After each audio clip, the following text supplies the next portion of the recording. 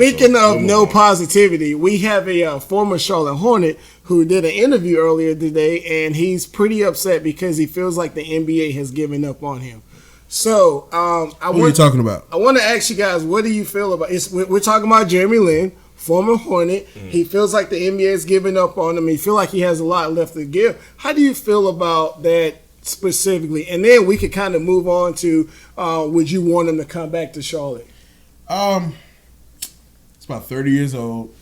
Has been injured a lot the past couple of years.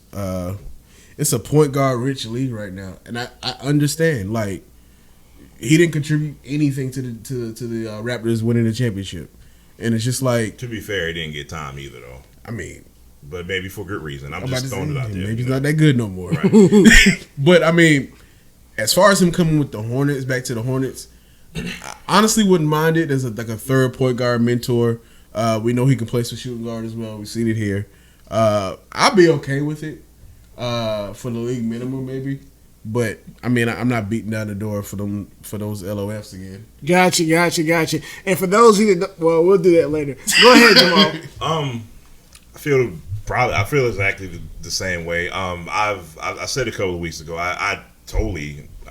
Matter of fact, the Hornets still need a third point guard. Yeah. We still have not signed a third point guard yet. And as far as that would go, man, I would welcome him back in that role. You know what I mean? As far as, the topic at hand and the NBA kind of shunning him at this point, like Rodney said, man, it's a point guard driven league. You got a lot of young talent at point guard. You know what I mean? But at the same token, man, it's never a bad thing, in my opinion, to have that veteran presence as a third point guard. So with that being said, I get Rodney's points, but at the same time, I still think he has a job somewhere. He has a job here, in my opinion. If I'm the Hornets organization, I call him in a heartbeat, man, just for that role specifically. Now, some people flip out for no freaking reason, but in that specific role of a third point guard, man, I'd welcome him back. I'm gonna be the odd man out here. First and foremost, I don't want to see him in Charlotte. Okay. I don't want to. I think Jeremy Lin has unintentionally burned too many bridges, and I think he's worn out his welcome in the NBA. Because if you look at his track record, he's spent most of his career looking for the next best thing, looking for that great high. When we had that Jeremy Lin playoff team here in Charlotte, and I've been constant about this topic. Jeremy Lin was, I want to stay in Charlotte. I want to stay in Charlotte. I want to stay in Charlotte. I want to stay in Charlotte. As soon as he got offered the money, boom, gone. Yeah. Huge contract. Too big of a contract. Now, unfortunately, he dealt with some injuries in Brooklyn, which got him traded to Atlanta. And I think his playing time in Atlanta was very sporadic, okay? And then what did he do in Atlanta? Hey, guys, I don't want to be here. Right. Buy me out. Right. And then he asked to be bought out, and then he ended up going to Toronto. And that's not even speaking on his career before Charlotte. And I think he's just worn out his welcome because in too many scenarios, he's looked for that big payday. That is a great point. And what I want to say to that is if you're a perennial all-star, you can get away with that. Mm-hmm.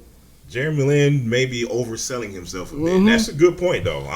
This kind of goes. The reason I wanted to talk about this today, this kind of goes back to the conversation. If you were an NBA player or a professional player, would you be the type of person that you want to get paid as much money as you can throughout your career, or do you want to be that type of person that you might miss out on some money, but you get you end your career at championships? Mm-hmm. And I think Jeremy Lin chose money over championships, and there's absolutely nothing wrong with that. I fully support the players always doing what they want to do. I fully support them. Yeah.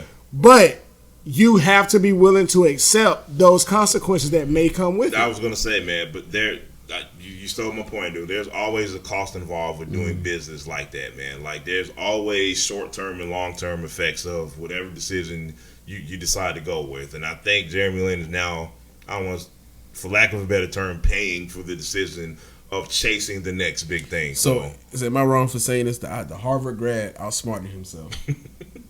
I like that. I don't know. I like that. It's a good saying. And you probably, I think what happened was, I think he just betted on himself and it just didn't work out. Yeah, the gamble didn't pay off.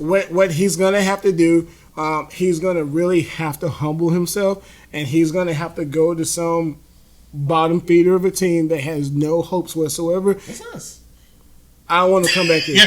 I was gonna say Cleveland or possibly Sacramento, and I don't know what their point guard situation is like. Well, I was gonna use another team, but I don't want him to come here, one, because he's already been here and he had an opportunity to do so. But my mindset right now is on the youth movement. Gotcha. And if we bring him in, whoever at the 1 or the 2, they're losing out on minutes. I'm all for the youth movement right now.